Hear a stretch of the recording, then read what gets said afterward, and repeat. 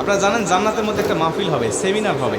সেখানে আল্লাহ জান্নাতীদেরকে নিয়ে একটা মাহফিলের আয়োজন করবেন। জান্নাতি শ্রোতা হবে, আর বক্তা হবে তিনজন। প্রথমে বিশেষ বক্তা হিসেবে থাকবেন হযরত দাউদ আলাইহিস সালাম। দাউদ আলাইহিস সালামের কুরআন নাযিল হয় নাই, দাউদ নবী কোনোদিন কুরআন পড়েও নাই।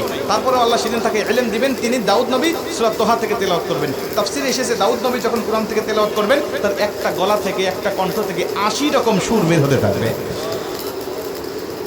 জান্নাতীরা দাউদ নবীর কণ্ঠে তেলাওয়াত শুনে তো পাগল, বলবে আল্লাহ কি তেলাওয়াত শুনতেছি, আমরা তেলাওয়াত শুনে শুনে জান্নাতে থাকতে চাই, আর কিচ্ছু চাই না।